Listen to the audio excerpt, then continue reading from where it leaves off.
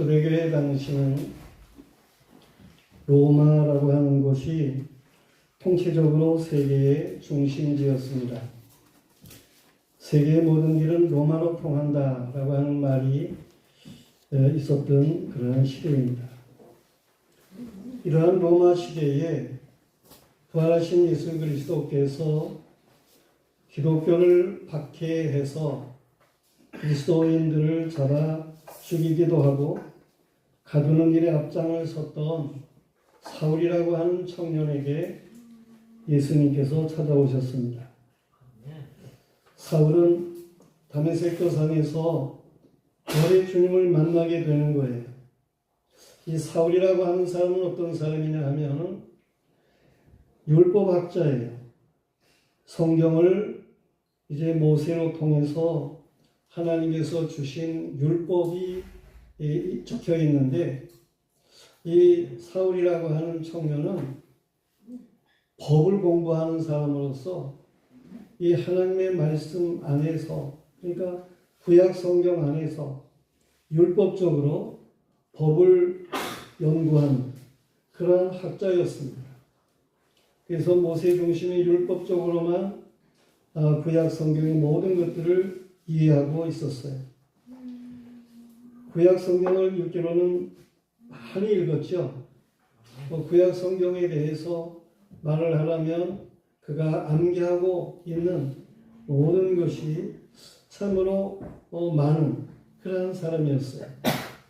그런데 구약 성경의 모든 율법을 통해서 다른 사람을 정죄하는, 판단하는 그러한 일에만 그가 앞장을 섰다고 하는 것입니다. 그런데 이 사울이 부활의 주님을 만나게 된 거예요. 그래서 그때부터 이 바울은 기독교인들이 이 죽었다가 살아났다라고 하는 예수, 그 말이 거짓말인 줄로 알았어요. 그랬는데 그 부활의 주님이 이 바울 앞에 찾아오신 거니까 그는 놀라게 되는 것이고, 이 기독교인들이 말하는 것이 이 거짓이 아니구나, 진실하구나, 이런 것을 그가 알게 되는 거죠. 그런 그 사울은 성경을 예수 그리스도 안에서 깨닫게 되는 거예요. 그리스도인들은 성경이 다 예수님에 대해서 말씀하는 것이다 라고 말을 했는데, 이 사울도 성경을, 구약 성경을 예수 그리스도 안에서 살펴보게 되는 거죠. 이해하게 되는 거죠. 이러한 사울은 성령의 역사하심으로 변화를 받게 됩니다. 그리고 자신의 잘못을 깨닫게 되는 거예요. 마음이 180도로 달라지게 됩니다. 율법 안에 사울은 예수 그리스도는 십자가 구속의 은혜를 베푸시기 위해서 오신 분인 것을 깨닫게 되고, 그 예수님의 십자가 구속의 은혜로 이 사울이 변화가 일어나요. 그래서 이 예수님을 만나고부터는 사울이 즉시로 구약 성경을 잘 알고 있는데, 그건 여지까지는 율법적으로만 생각을 했는데, 이제 바꾸어서 예수 그리스도 안에서 구약의 모든 말씀을 살펴보니까 이 모두가 다 예수님에 대한 말씀이거든요. 그래서 그때부터 이 사울은 예수 그리스도의 복음을 증거하는 사람이 되었습니다. 그렇게 사울은 유대인에게만 복음을 전하는 게 아니고 유대인들이 세계에 흩어져서 살고 있는 그 회당을 찾아가가지고 거기에 모인 유대인들에게 예수 그리스도가 구세주 되십니다 라고 하는 복음을 전할 뿐만 아니라 그 지역에 있는 이방인들에게도 복음을 전해서 많은 이방인들이 예수 그리스도를 믿게 하는 이런 놀라운 역사가 있게 됩니다. 예수님은 이 사울을 그렇게 이방의 사도로 부르신 거예요. 이 사울은 헬라적인 이름으로 바울이라 그렇게 불려지게 되는데, 이 바울이라 불려지는 이 바울은 복음의 불모지인 저 소아시아, 그리고 마게도냐, 아가야라고 하는 지역은 지금의 그리스 아덴의 그리고 이 고린도 뭐 이러한 지역을 얘기를 하게 되는데 그러한 지역에까지 가가지고 복음을 전하게 되는 거예요. 그리고 주님께서는 이 바울로 하여금 세계의 중심이 되는 로마에 가서 복음을 전하고자 하는 그런 마음을 담아주십니다. 그래서 이 바울은 로마로 가기를 마음을 가지게 되는 거예요. 그러한 바울은 고린도의 갱그리아라고 하는 곳이 있는데 지금 이 그리스 나라에 고린도라고 하는 섬이 있고 그 섬에 갱그리아라고 하는 곳이 있는데 그곳에서 하나님의 성령의 감동이 되어가지고 로마서를 기록을 하게 됩니다. 그 기록된 로마서를 베베라고 하는 여성도에게 이제 너는 이걸 가지고 로마로 가라. 로마에 가서 그 유대인 형제들에게 이 말씀을 갖다가 알게 해라. 그래서 이 베베가 이 로마서를 가지고 로마로 가게 되는 거예요. 이러한 로마서는 이 말씀이 유대인과 이방인 모두에게 귀중한 말씀으로 기록이 된 그런 내용입니다. 로마서라고 하는 것은 기독교 복음의 핵심이라고 말할 정도로다가 그렇게 아주 훌륭한 아주 중요한 그러한 말씀입니다. 로마서는 1장부터 11장까지는 기독교 교리에 대해서 말씀을 하고 있어요. 그리고 12장부터 16장까지는 그리스도인의 삶에 대해서 말씀을 하고 있어요. 이 로마서야말로 기독교의 진주와 같은 말씀이라고 할 수 있습니다. 믿음과 행위에 대한 교훈을 주고 있는 아주 중요한 말씀이죠. 그러므로 이 로마서는 이 기독교가 역사에 지나오면서 역사 속에 조금 변질되는 일들이 있잖아요. 그럴 때마다 이 로마서 말씀으로 이 기독교는 새롭게 보다 더 바르게 그렇게 개혁의 기초를 들게 되는 일들이 있었어요. 특별히 중세시대의 기독교가 아주 심히 타락한 그러한 일이 있었는데 그때 마틴 루터라고 하는 사람이 있습니다. 그는 로마서 말씀을 읽는 가운데에 그 신부였는데 그런데 로마서 말씀을 읽는 가운데에 성령이 강권적으로 역사하시면서 그에게 깨닫게 하는 바가 있었어요. 로마서 1장 17절 말씀을 통해서 오직 의인은 믿음으로 말미암아 살리라 고 하는 말씀을 깨닫게 됩니다. 그러면서 말씀을 보니까 이 로마서 1장부터 11장까지의 모든 말씀이 하나님 앞에 어떠한 믿음을 가져야 되는지에 대한 그러한 내용으로 되어 있는 것을 깨닫게 돼요. 그래서 그 말씀을 붙잡고 이 부패한 기독교에 개혁을 가져오게 하는 그러한 일들이 있게 되는 거예요. 그런가 하면 이 마틴 루터와 거의 동시대 조금 몇 년 뒤에 이제 지안 칼빈이라고 하는 사람이 있게 되는데 이 칼빈도 로마서 말씀 그 말씀을 통해서 물론 전체적인 성경 말씀을 이 칼빈 잘 알고 있는 분이에요. 그런데 이 로마서 말씀 중에서도 11장 36장 이거 교리의 맨 마지막 구절이죠. 그 말씀을 참으로 중요하게 생각을 했어요. 성경 전체의 중심이다 라고 그는 믿었습니다. 이 로마서 11장 36절 말씀이 어떠한 말씀입니까? 우리가 한번 안 들었었나? 예, 로마서 11장 36절 다 같이 한번 읽어보겠습니다. 이는 만물이 주에게서 나오고 주로 말미암고 주에게로 돌아가니라 그에게 영광이 세세히 있을지어다. 아멘. 그렇습니다. 모든 만물이 다 하나님에게로부터 나오고 하나님이 창조하셨다는 말이에요. 하나님으로 말미암고 하나님의 섭리 가운데 모든 것이 되어진다는 거예요. 그리고 모든 것이 그에게로 돌아갑니다. 하나님의 뜻대로 예정대로 되어진다라고 하는 말씀입니다. 이처럼 하나님의 창조와 섭리와 예정을 믿게 된다고 할 것 같으면 그러면 하나님께 영광을 돌리도록 되어 있는 거예요. 이것이 칼빈이 주장하는 그러한 내용이고 물론 그것은 성경의 말씀이죠. 본래 이런 말씀 안에서의 삶을 우리는 바르게 감당할 수 있어야 돼요. 우리가 믿는 이 개혁주의 기독교는 5가지 솔라에 대해서 말을 합니다. 이 솔라라고 하는 말이 무슨 말인가 하면 이 라틴어인데 이 로마 사람들의 말인데 그런데 이 솔라라는 말은 오직이라는 뜻이에요. 오직. 5가지의 오직 우리 개혁주의의 교리가 있습니다. 첫째로는 오직 성경, 두 번째는 오직 그리스도, 세 번째는 오직 믿음, 네 번째는 오직 은혜, 5번째는 오직 하나님께 영광. 이 5가지 이게 우리 개혁주의 기독교에 있어서의 중심입니다. 우리는 언제든지 이 5대 솔라에 따라서 올바른 신앙생활을 하도록 해야 하는 것이죠. 응하의 성도들이요. 우리는 이 5대 솔라의 신앙으로 그리스도인의 삶의 기본을 든든하게 하며 살아갈 수 있어야 되겠습니다.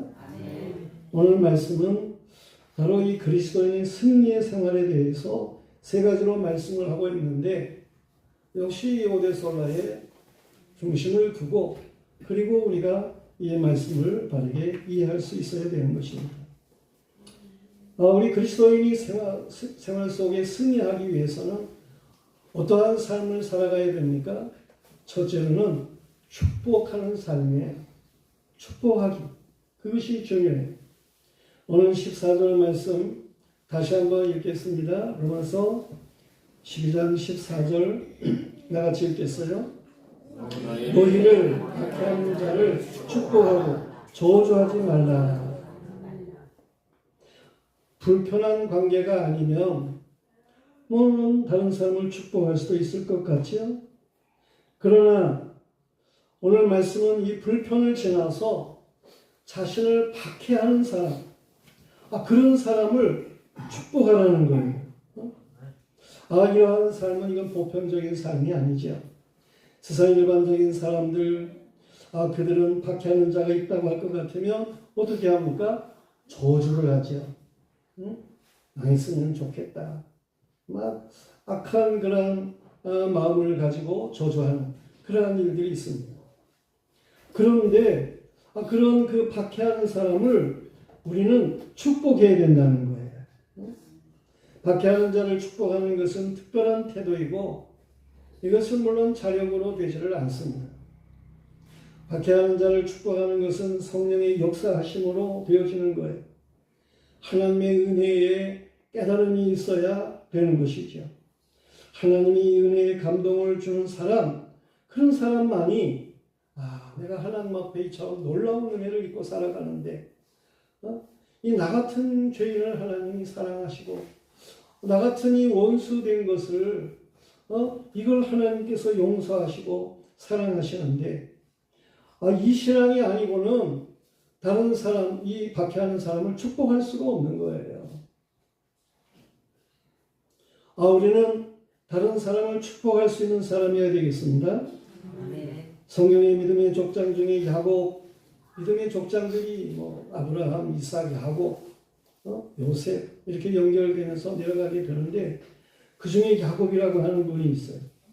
그분이 축복한 말씀이 성경에 나타나고 있는데 야곱은 17살 된 사랑하는 아들 요셉을 잃어버린 후에 슬픔 가운데 살았습니다.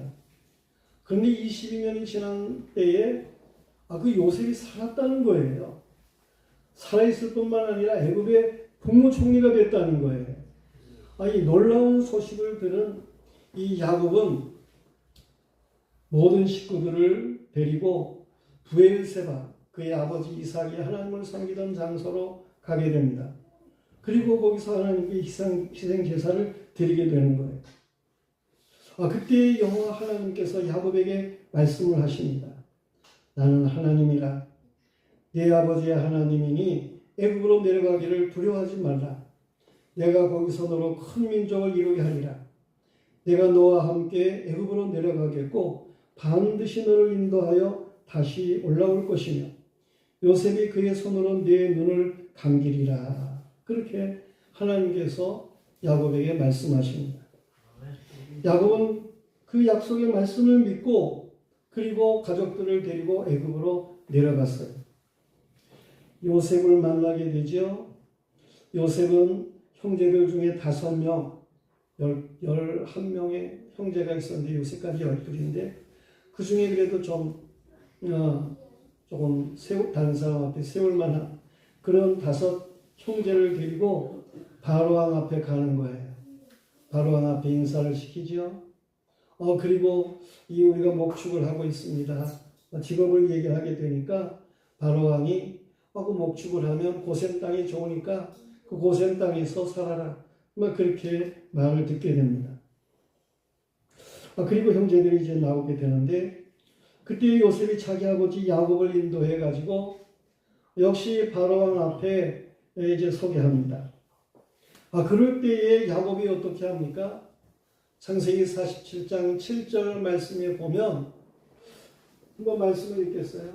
요셉이 자기 아버지 야곱을 인도하여 바로 앞에 서게 하니 야곱이 바로에게 축복하는, 야곱이 바로에게 축복을 하는 거예요.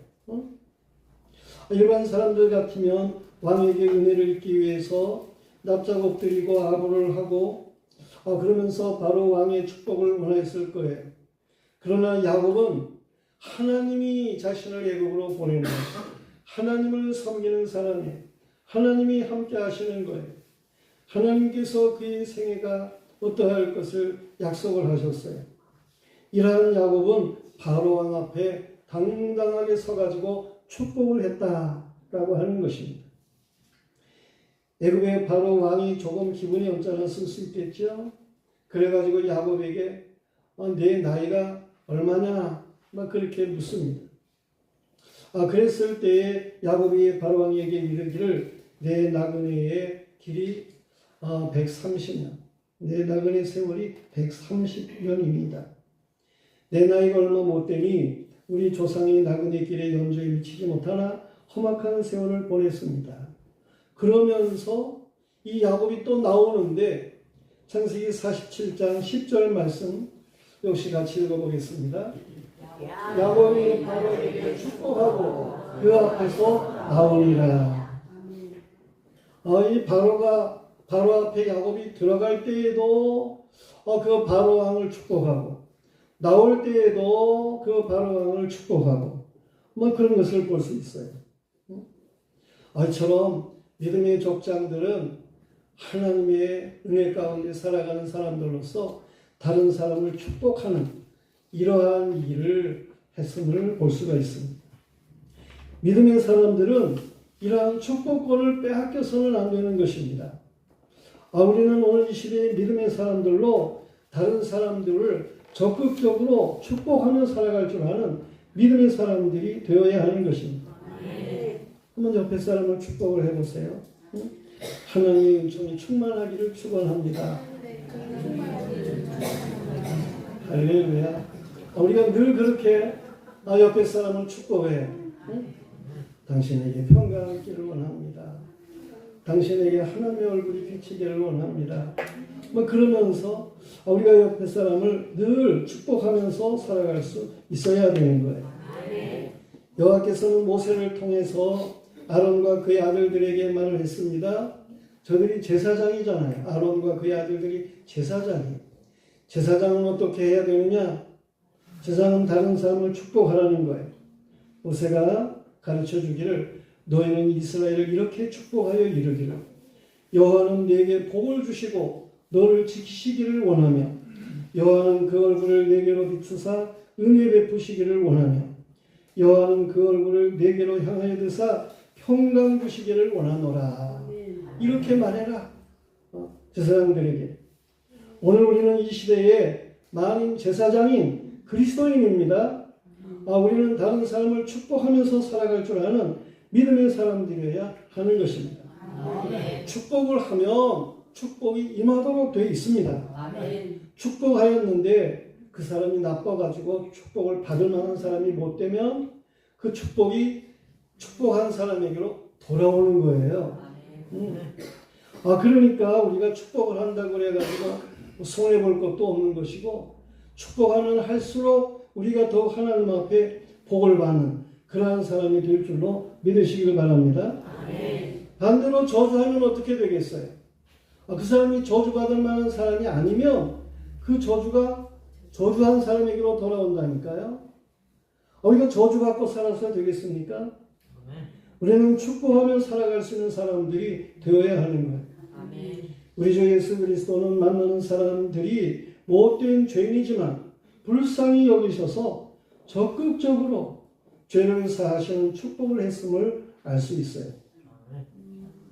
예수님이 십자가를 앞에 놓고 피땀을 흘려 기도하는데, 그때의 제자 중에 하나인 가룟유다가 세상에 가가지고 사람들을 데리고 와서 예수님을 잡으려고 하잖아요.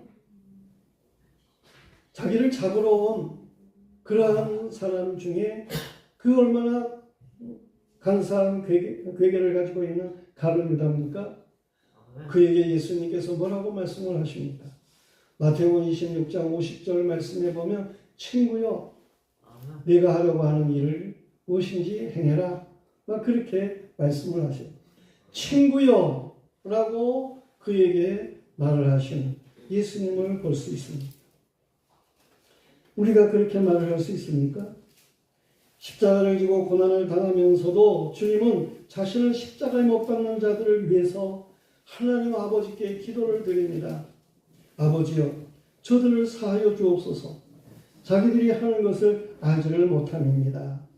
그렇게 예수님께서는 기도하심을 볼 수가 있습니다. 성도들이여, 우리는 하나님의 은혜를 입은 자답게 축복하며 살아갈 줄 알아야 됩니다. 아멘. 룻기 2장 말씀에 보면 거기에 그 시어머니, 과부된 시어머니를 따라온 또 과부된 며느리 룻이 있어요. 그 룻이 시어머니를 공양하기 위해서, 가난한 가정이니까 아무것도 없는 가정이에요. 그래서 이 룻이 시어머니를 공양하기 위해서 밭에 이삭을 주스러 나갑니다. 이 시어머니가 마음이 놓이지를 않잖아요. 그러니까 며느리 룻이 뭐라고 얘기를 합니까? 내가 은혜 되는 밭에 가가지고 이삭을 줍겠습니다. 그렇게 말을 해요. 그래가지고 이 룻이 이제 가가지고 밭에 가서 이삭을 주우러 갔는데, 다른 밭 사람들이 안 좋았던가 봐요. 그래가지고 어느 밭에 가가지고 이삭을 줍는데 그 밭의 사람들이 좋은 거예요. 그래서 그 밭에서 이삭을 줍게 되었습니다. 그런데 그 밭의 사람들이 좋은 것이 그게 우연이 아니에요. 나중에 알고 보니까 그 이삭을 줍고 있는데 그 밭의 주인인 사람이 왔어요. 그 주인이 보아스예요.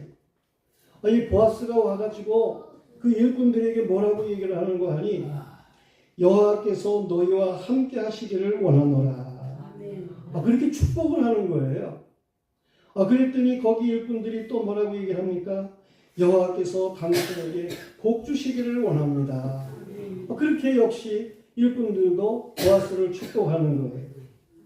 이 얼마나 아름다운 관계입니까? 이 얼마나 참 귀한 그러한 모습입니까? 그런데 이 룻기서의 보아스라고 하는 인물은 물론 믿음의 사람이지요. 하나님을 섬기는 믿음의 사람이에요. 그런데 하나님이 그 사람을 통해서 성경에 말씀하고자 하는 것은, 이 보아스라고 하는 이 이름의 사람은 예수 그리스도의 상징적인 역사의 인물이에요. 보아스는 유력하다라고 하는 뜻인데, 성전 앞에 기둥도 보아스이고 이 사람의 이름도 보아스이고, 이 기둥과 같은 것은 예수 그리스도를 가르치는 것인데, 보아스는 예수 그리스도의 상징이라니까요. 우리가 이 예수 그리스도의 농장에 속한 하나님의 일꾼들입니다. 우리 영화교회의 성도들은 다른 사람들을 축복하며 살아갈 줄 아는 이러한 믿음의 사람들이 되어야 되겠습니다. 하나님의 뜻이에요. 하나님의 말씀이에요. 그런가 하면 두 번째로는 공감하는 것입니다. 온전한 그리스도인들은 공감할 줄 알아야 하는 것입니다. 오늘 읽은 말씀 로마서 12장 15절 말씀 다시 한번 다 같이 읽겠습니다. 즐거워하는 자들과 함께 즐거워하고 우는 자들과 함께 울라. 여기 함께라고 하는 말이 중요한 거예요. 이것은 공감에 대한 말씀이에요. 우리가 우는 자들과 저들을 공감해서 함께 울고 이 즐거워하는 자들과 공감에 함께 즐거워할 줄 아는 이런 사람들이 되어야 된다라고 하는 말씀입니다. 말세를 살아가는 사람들은 공감 능력이 떨어진다라고 하는 것을 예수님께서는 이미 2000년 전에 말씀을 하셨어요. 예수님은 어린아이들의 노는 걸 가지고 비유를 들어서 말씀을 했습니다. 어떤 아이가 피리를 부는데도 그 옆에 있는 아이가 춤출 줄 모르는 거예요. 어떤 아이가 이제 장사 지내는 그런 흉내를 내면서 곡을 하고 그러는데 그 옆에 있는 아이는 곡할 줄을 모르는 거예요. 그걸 예를 들어 가지고 예수님께서 하시는 말씀입니다. 피를 불어도 춤출 줄을 모르고 곡을 해도 울 줄을 모른다 라고 하는 거예요. 예수님 당시에 그런 말씀을 하셨는데 오늘 2000년이 지난 오늘 이 시대에 사람들은 어떠하겠습니까? 말할 것도 없죠. 말세의 지만을 살아가고 있는 이런 사람들에게 있어서는 이 공감이라고 하는 것을 찾아보기가 어렵습니다. 우리는 그리스도인으로서 이 공감을 어떻게 해야 하는 것입니까? 16절 말씀 또 읽도록 하겠습니다. 16절 서로 마음을 같이 하며 높은 데 마음을 두지 말고 도리어 낮은 데 처하며 스스로 지혜 있는 채 하지 말라. 그리스도인들은 서로 마음을 같이 해야 하는 것입니다. 사람들과 함께 할 때에 지혜 있는 채 척하지 말라는 거예요. 보다 낮은 데에 머물 줄 아는 겸손이 필요하다라는 말씀입니다. 이러한 내용의 말씀은 예수 그리스도를 들어서 이 그리스도의 마음을 가져야 된다는 거예요. 빌립보서 2장 5절 말씀입니다. 빌립보서 2장 5절 이하에 있는 말씀인데 다 같이 읽겠습니다. 너희 안에 이 마음을 품어라. 곧 그리스도 예수의 마음이 그는 근본 하나님의 본체시나 하나님과 동등됨을 취할 것으로 여기지 아니하시고 오히려 자기를 비워 종의 형체를 가지사 사람들과 같이 되셨고 사람의 모양으로 나타나사 자기를 낮추시고 죽기까지 복종하셨으니 그 십자가에 죽으십니다. 그런 근본 하나님 본체시라니까요. 하나님이시라니까요. 근데 그걸 자기를 비우고 종의 형체로 하늘에서 이 세상으로 주인에서 종으로 낮아지시는 거예요. 십자가에 죽으시기까지 낮아지신 예수 그리스도예요. 겸손이지요. 주님의 겸손. 이 주님의 겸손한 마음에 대해서는 에베소서 4장 1절 이하에서도 우리에게 권면해 주고 있습니다. 에베소 4장 1절부터 6절까지 말씀 읽겠어요. 그러므로 주 안에서 갇힌 내가 너희를 권하노니 너희가 부르심을 받은 일에 합당하게 행하여 모든 겸손과 온유로 하고 오래의 참음으로 사랑 가운데서 서로 용납하고 평안의 맹줄로 성령의 하나 되게 하시는 것을 힘써 지키라. 몸도 하나요 성령도 한 분이시니 이와 같이 너희가 부르심에 한 소망 안에서 부르심을 받았느니라. 주도 한 분이시고 믿음도 하나요 세례도 하나요 하나님도 한 분이시니 만유의 아버지시라. 만유에 계시고 만유를 통일하시고 만유 가운데 계시도다. 우리는 그리스도 안에서 하나여야 됩니다. 성령 안에서 하나여야 됩니다. 마음을 같이 하는 공감의 사람들이어야 하는 겁니다. 스스로 지혜 있는 채 척하지 말라는 거예요. 이는 부끄러운 일입니다. 예수 그리스도께서는 바리새인들을 책망하셨어요. 이 바리새인들은 어떤 사람입니까? 저들은 잘 믿는 척, 잘 아는 척, 세리보다 자신들이 나은 척, 이렇게 많은 척을 하는 교만한 사람들이었어요. 그래서 예수님께서 저들을 책망을 하신 일이 있었던 겁니다. 하나님께서는 택한 백성들이 연합하는 것을 귀하게 여기셔요. 그래서 야곱에게 자식을 낳게 하는데 그 레아를 통해서 자식을 낳을 때에 네 사람을 주르륵 낳게 하셔요. 근데 첫째 아들은 르우벤, 둘째 아들은 시므온, 셋째 아들은 레위, 넷째 아들은 유다. 이름을 그렇게 지었습니다. 이게 다 하나님의 뜻이 있어요. 그때 레아의 형편을 얘기하는 것이기도 하지만 하나님의 백성들은 어떠해야 될지를 보여주는 거예요. 르우벤, 보라 아들이라고 하는 말이에요. 하나님의 아들은 어떻게 됩니까? 그 다음에 시므온, 시므온이라는 말은 들으심이라는 말이에요. 하나님의 아들들은 하나님의 말씀을 들어야 되는 거예요. 그 다음에 사람은 레위에, 레위라는 이름의 뜻은 연합이라는 거예요. 이 하나님의 말씀을 듣고 살아가는 사람들은 연합할 줄 알아야 돼요. 그 다음에 아들은 유다예요. 유다는 찬송입니다. 이 연합하는 백성, 그들이 찬송할 수 있는 백성이 되는 거예요. 하나님의 섭리가 그러하시다는 사실을 믿으시길 바랍니다. 우리는 연합해서 하나님 앞에 찬송하며 살아갈 줄 알아야 돼요. 나중에 보면 이 레위 사람들, 레위 지파, 이들을 통해서 이스라엘 백성 전체에 흩어져서 살게 해요. 왜? 이 레위라고 하는 이름의 사람들, 이들을 통해서 하나님 섬기는 법을 백성에게 알게 해가지고 믿음으로 이스라엘 백성 전체가 연합하는 백성이 되게 하기 위해서 하나님이 행하시는 일들이었음을 알 수 있습니다. 우리는 오늘 이 시대에 하나님의 사람들, 하나님의 자녀들이잖아요. 이 연합할 줄 알아야 돼요. 마음을 같이 하는, 공감하는, 이러한 사람들이어야 하는 것입니다. 올바른 믿음 안에서. 형제와 화목한 후에야 하나님 앞에 온전한 예배의 사람이 되는 것입니다. 베드로전서 3장 8절부터 9절까지의 말씀입니다. 다 같이 읽겠어요. 마지막으로 말하노니 너희가 다 마음을 같이하여 동정하며 형제를 사랑하며 불쌍히 여기며 겸손하며 악을 악으로 욕을 욕으로 갚지 말고 도리어 복을 빌라. 이를 위하여 너희가 부르심을 받았으니 이는 복을 이어받게 하려 하시니라. 히브리서 10장 34절 읽겠습니다. 너희가 갇힌 자를 동정하고 너희 소유를 빼앗기는 것도 기쁘게 당하는 것은 더 낫고 영구한 소유가 있는 줄 아니라.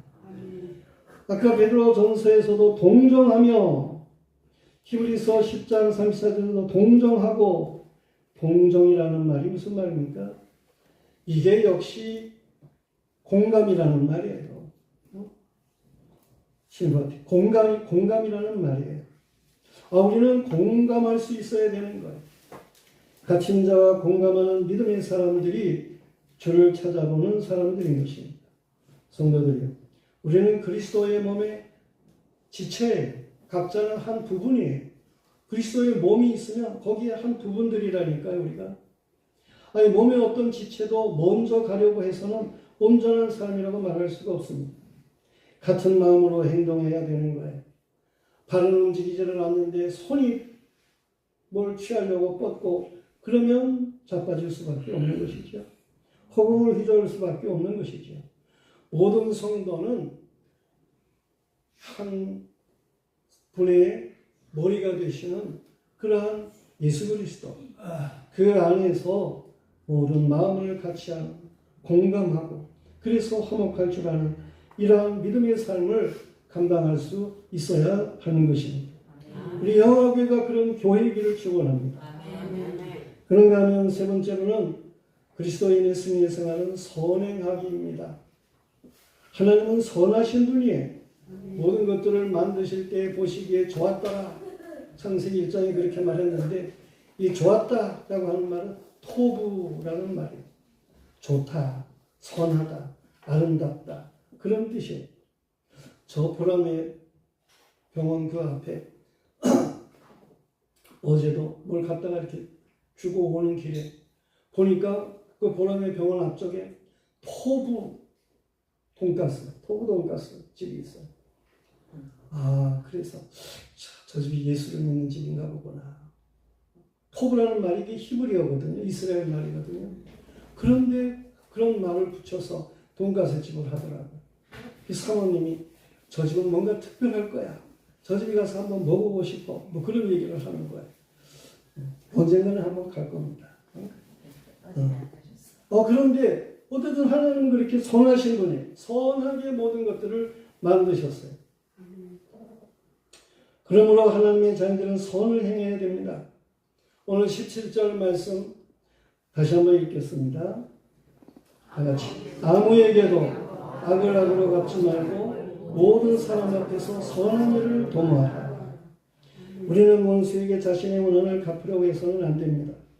원수는 하나님이 심판하시는 거예요. 우리가 재판장이 되어가지고 행하려고 해서는 안 됩니다. 하나님 앞에 맡기세요. 그러면 하나님이 다 알아서 하신다니까요. 우리는 그 원수의 머리에 숯불을 쌓아놓는 그런 사람으로서의 삶을 살아야 되는 것입니다. 그게 무슨 말입니까? 이 말씀을 다윗에게서 우리가 생각할 수 있어요. 다윗은 이스라엘 백성에게 인기가 올라갔어요. 그러니까 왕인 사울이 시기가 생겨요. 저 다윗이 이스라엘 백성에게 인기를 끌면 왕이 되는 것밖에 더 있겠나? 그러면 내가 왕인데 나는 뭐 어떻게 되는 거야? 이래가지고 시기가 생겨서 다윗을 죽이려고 합니다. 그걸 알고 다윗이 도망을 쳐요. 이 사울이 3,000명의 군사를 끌고 다윗을 추격을 합니다. 그런데 다윗이 그 사울을 죽일 수 있는 기회가 여러 번 있었어요. 그렇지만 다윗은 이 사울이 그래도 대관식을 할 때 제사장에 의해서 머리에 기름 부음 받은 하나님의 기름 부음을 받은 그런 왕인데 내가 죽일 수 있겠나? 그리고 육신적으로는 사울의 딸 미갈이 다윗의 아내잖아요. 그러면 사울이 장인이죠. 그런 관계인데 내가 이 사울을 죽일 수 없지. 그래가지고 이 다윗은 사울을 죽이지를 않습니다. 한 번은 다윗이 숨어있는 굴에 이 사울이 들어가서 뒤를 보고 옷을 벗어놓고 뒤를 보고 그러는 일이 있는데 다윗이 사울의 옷자락만 조금 살짝 비는 거예요. 그리고 나중에 사울이 처만칭 갔을 때에 이 얘기를 합니다. 내가 당신을 해할 수 있었습니다. 그렇지만 기름 부음 받은 자이고 왕이신데 그래서 옷자락만 베었습니다. 그런 얘기를 하는 거예요. 사울이 얼마나 뜨끔했겠습니까? 자기를 죽일 수도 있었는데 그렇게 살려버리니까. 나중에 또 그래도 사울은 추격을 합니다. 그럴 때에 그 사울이 추격하다가 피곤하니까 굴에 들어가서 또 이렇게 잠을 자는 거예요. 사울이 맨 가중에 있고 중심에 있고 돌아가면서 군사들이 뺑 둘러서 잠을 자는 거예요. 하나님께서 다윗을 해하지 못하게 하기 위해서 저들을 깊은 잠이 들게 하죠. 다윗이 그 사울에게 가가지고 물병하고 창을 가지고 옵니다. 죽일 수도 있었어요. 근데 물병과 창만 가지고 나온 거예요. 역시 저만큼 갔을 때에 다윗이 그 사울 왕의 장군인 아브넬을 부릅니다. 아브넬아, 네가 왕을 잘 모셔야지. 오늘 내가 너희 왕을 죽일 수도 있는 그런 형편이었다. 라고 하면서 말을 하게 됩니다. 사울 왕이 다윗의 말을 듣지요. 얼마나 그 마음에 뜨거웠겠습니까?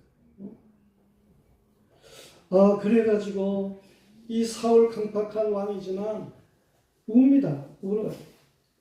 다윗을 죽이려고 하는 그런 일에 하나님께서 역사하시고 그래서 다시는 다윗을 추격하지 못하게 하는 그런 일들이 있게 하고 결국 하나님이 판단하셔가지고 사울은 전쟁에 죽게 되고 그리고 다윗이 왕이 되는 그런 놀라운 일이 있게 되는 것입니다.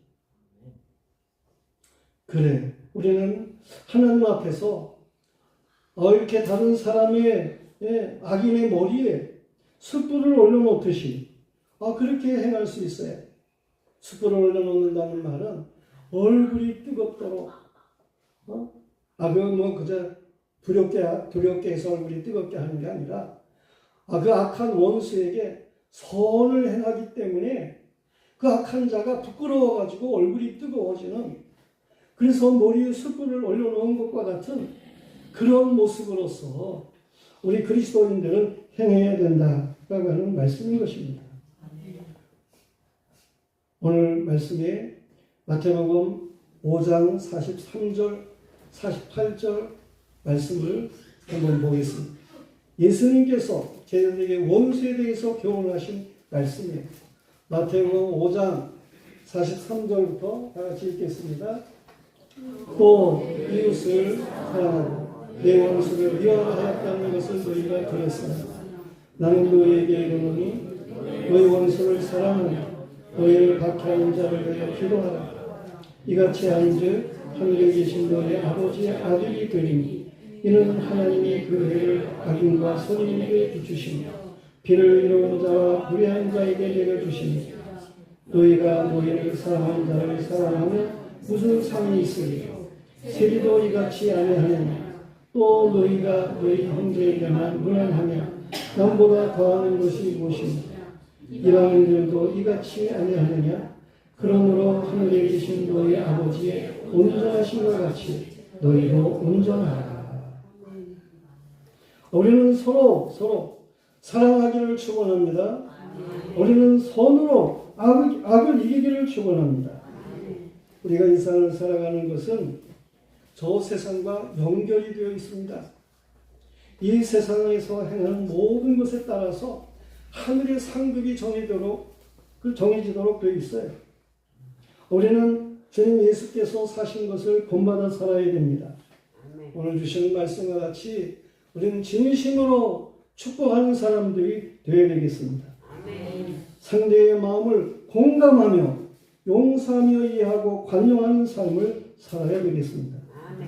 범사의 선으로 악을 이기는 이러한 승리의 삶을 살아가는 우리 모두가 되어야 되겠습니다.